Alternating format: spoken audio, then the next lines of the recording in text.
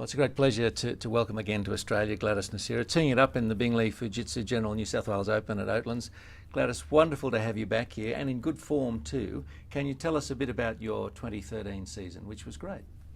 I had good fun last year. I was really good. I won 2 events, which I think that the first one, when I won in Slovakia, I felt really relieved because it's been 5 years without a win, and I was starting to think that I would not be able to win again, and then I won, so it was really nice. And then China was a lot of fun, so it was a good season.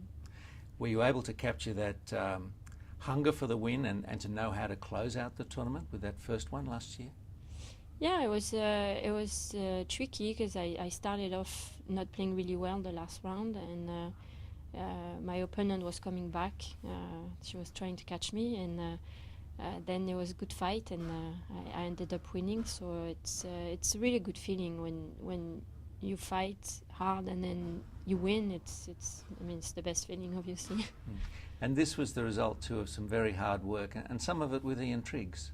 Yeah, I worked for 2 years with Ian. I worked when I was playing in the US on the LPGA, and he helped me so much to regain confidence and to come back to my own game, because I guess I was just lost in my game and in my head, and we did a lot of work in my swing, but also inside, like the way I was playing.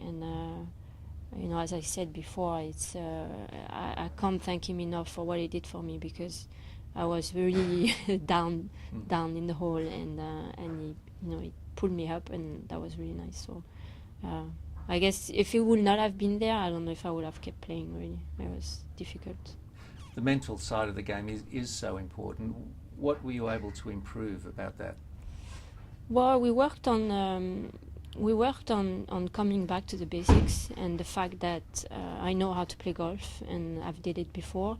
So we worked on the fact that I had to be probably more quiet inside to be able to play better golf, and just also spending so much time working on my swing made me think less about the rest, and I was able to focus on just the work, the technique.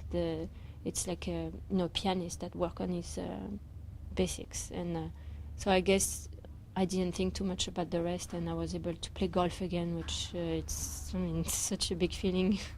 They say that you just shouldn't think too much, and did that prove to be correct for you? Yeah, it's really hard, because I guess in this game, to be able to play good, you should not think too much, but it's hard to be able to not think, and I guess it's practice and time and experience and everything that you can do it, but it's really hard to not think. And you arrived here with no clubs, so you've turned up now, but what was the story with your clubs this time? I arrived here in Sydney on Sunday night. Didn't have my golf clubs. I was supposed to get them on Monday night. I didn't get them. Was supposed to get them on Tuesday night. Didn't get them. And I had to go back to the airport and just make sure they were doing something, because we couldn't reach them. So I finally got them yesterday lunchtime. So it's nice to have the bag and my own clubs and my shoes and everything. And of course, like so many players, you travel so much. Rather than it be a nuisance, do you find with travel that you tell yourself, well, if I can be good at this, then it's just it's no trouble? You actually focus on being clever at traveling.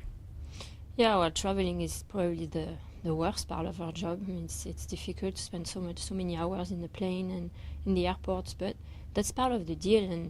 And if you take it, lightly, like if you just say, okay, I'm just going to sleep in the plane and take it easy, and it's less worry. If you start, grumpy and everything, it's not going to be good for your game. So, it's of course, coming to Australia to play golf is such a long way, but then you get here, and Australia is awesome, and I love it. So it's to play golf, and that's my passion. So yeah, the traveling is hard, but then the reward is you play golf, so it's all right.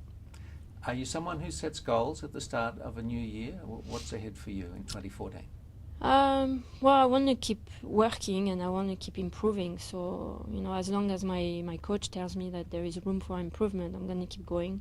Also, as long as I feel comfortable going back to work every day. So I'm going to, have goals as during the majors. I want to perform during the majors because I played well a couple of British Open, but not the other ones. So I guess the Evian Masters and the US Open and British Open, I'd like to do something good. So in order to do that, I have to work harder on a few things. So that's you will, the plan. Yeah, so you will go back to the US just briefly. That time there didn't work out so well for you. It's not playing in the United States, it's just being away from home that you found difficult? Yeah, I really enjoyed my 2010 season. I finished second in one event, sixth in another one, so I had a really good season. I played all the events. And then I went back in 2011, tried to play on both tours because I missed the LET, I missed the atmosphere and the LET, the tournaments, everything. And just trying to do both is just too difficult because you don't concentrate enough in one. So you do, well, I did everything kind of halfway, and it's not good. I mean, if you want to perform well in the US and be happy and enjoy your golf, you have to do it 200%. So I guess, I should have, if I wanted to stay there, I had to, drop everything I have in Europe and move there and just,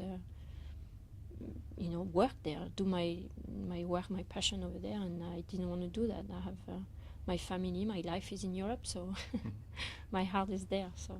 Well, it's lovely to have you in Australia once more, Gwladys. We wish you all the best for the events here, and Thank you. Thanks for talking to us. Thank you.